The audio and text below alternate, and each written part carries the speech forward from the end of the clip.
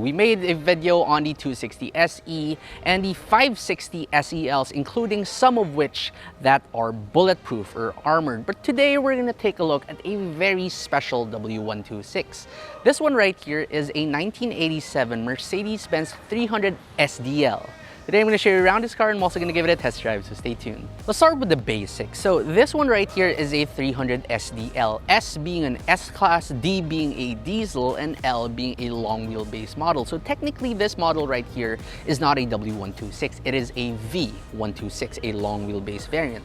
Anyway, let's start with its exterior styling. This car pretty much has the aerodynamics of a box, very in line with the 70s and the 80s from which this car is from. Over here at the front, your hood is incredibly long because these cars tended to have V8s and inline 6s just like this one, but we'll talk about the engine later. You have a spring-loaded Mercedes-Benz hood emblem right here that you can actually move and it will not break, so don't worry about that.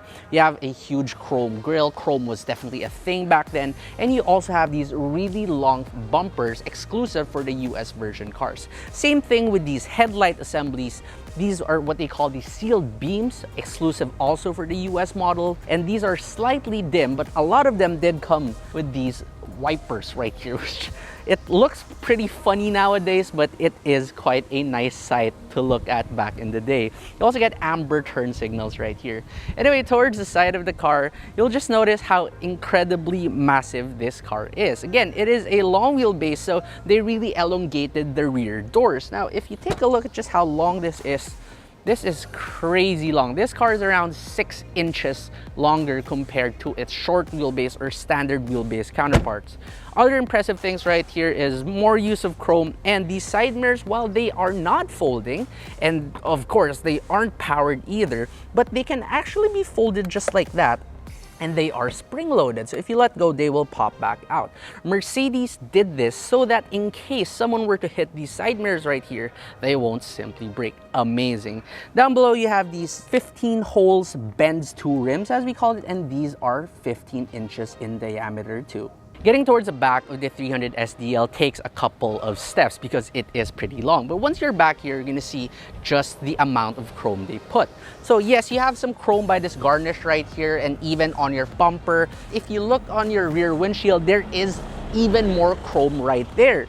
And now if you do open up this trunk right here, this is from the era where in this bottom part where the plate holders doesn't come up with it yet. So do open this one up and you have a very square trunk too. Also, since you don't have that plate area right there, you can easily just reach inside without having to clear that plate area. Right here, everything is just incredibly square. You can fit in a lot of luggages right here, probably even more compared to modern cars. And you even have a full-size spare tire in there. Once you close this, I just want you to take a look at these lights right here. So there's a reason Mercedes didn't make them flat. They made them ribbed and ridged just like this. That way, if you got some snow, dirt, dust, or grime that sticks onto it, it would not affect its visibility. And again, since this is a US version vehicle, you even get your corner amber lights as well. Open up your massive hood right here and you are greeted with a 3-liter turbo diesel engine making a measly 145 horsepower and 273 Newton meters of torque. So despite this car being extremely massive and weighing so much, it is simply powered by this tiny engine right here. So why did this come into being? Well, people wanted, especially in the US, an S-Class because of all its comforts, but they also wanted economy. And so you ended up with this engine in this car. This is the OM603 diesel engine, one of the most reliable engines from Mercedes. And this is the same engine that actually powers the 300D NA and the turbo W124 plus the W140. This is mated to a 4-speed automatic transmission. But what makes an S-Class truly special is its interior. Now let's check it out, but first we check the door. And that sounds amazing. It sounds very similar to a W123. Anyway, here inside, everything in this car is truly massive. The space you have right here to move around is unparalleled. It's so different from modern cars with ginormous center consoles and all that.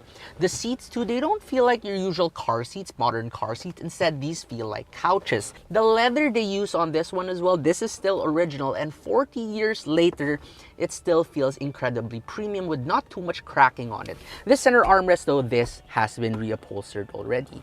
The steering wheel is also equally as massive, and this truly is big. I'm not sure how many inches this is. It's ginormous. You also get an airbag for these US spec newer W126s. If you do notice, there is this wood on top and at the bottom. These are aftermarket editions. Your instrument cluster is also incredibly basic. You got miles and kilometers with this one because this is, once again, a US version, but it's just so simple, so easy to read. So you get your oil pressure right there, your temps, and you even have an analog clock right there as well.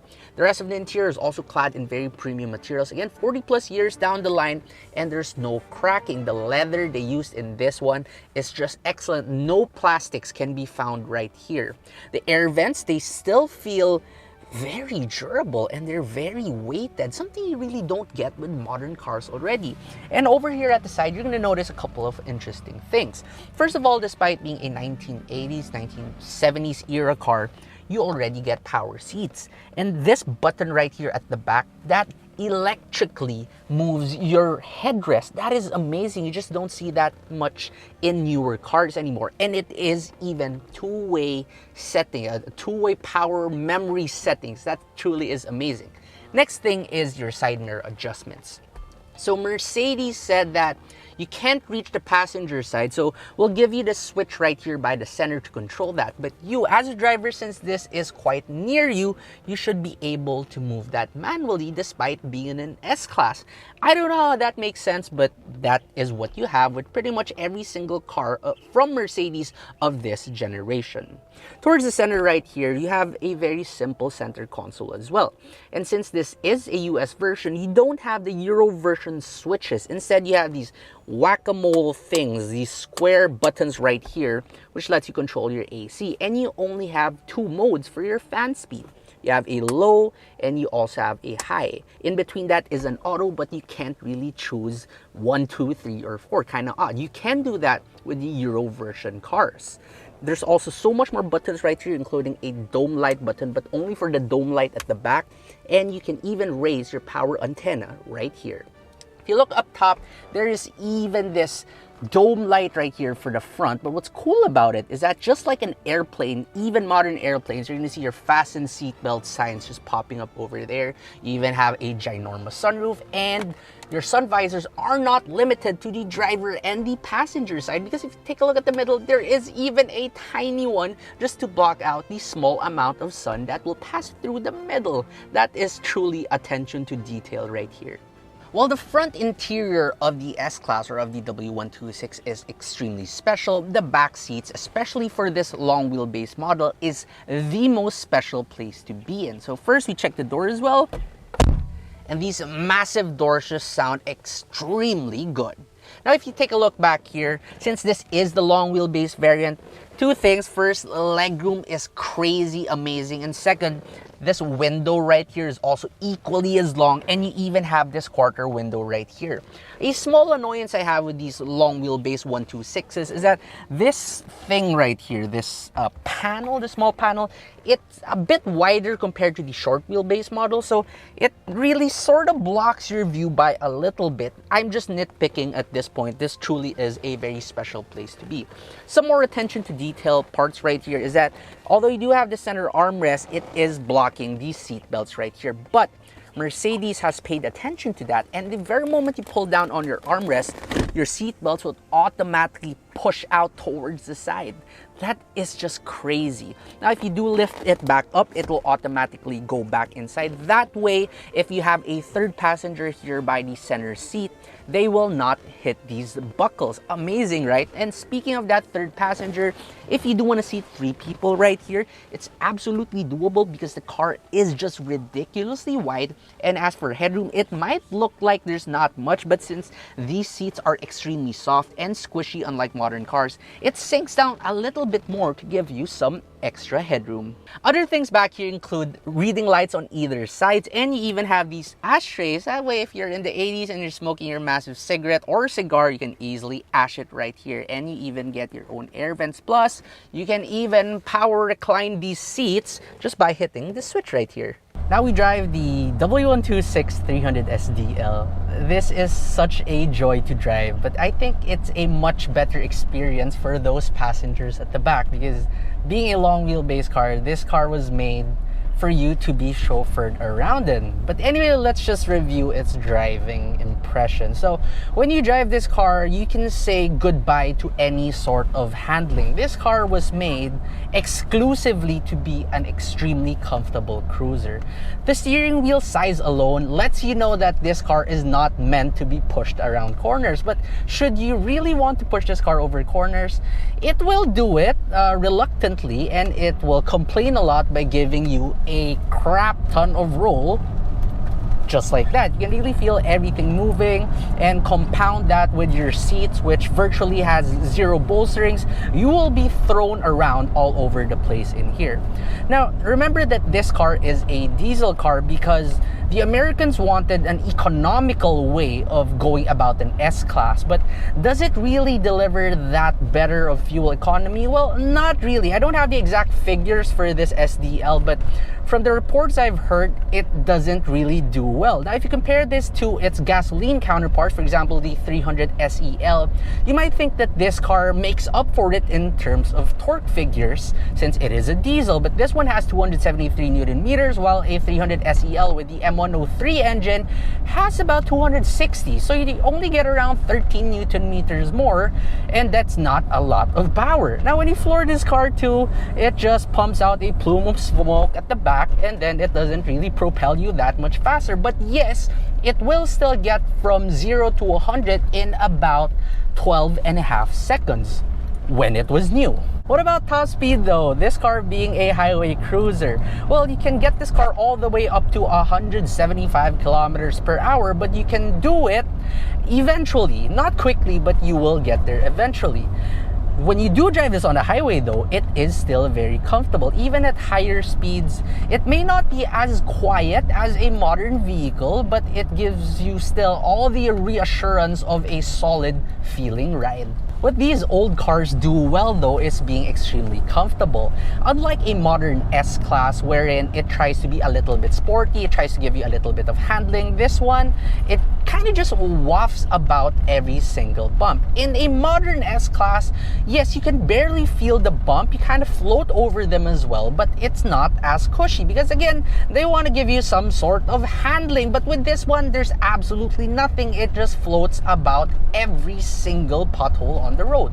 When you do go over speed bumps though, despite the long wheelbaseness of this class, it still has enough ground clearance to clear even the highest of speed bumps here inside Manila. Being a diesel car from 40 years ago, how does the OM603 engine sound like? Well, it has the iconic diesel rumble that these older Mercedes diesels have, but it truly is not annoying in any way. In fact, it is rather therapeutic in here when you do hear it. However, this being an S-Class with a little bit more noise insulation compared to, let's say, a W123 or a W124, you actually hear that engine a lot less compared to those cars.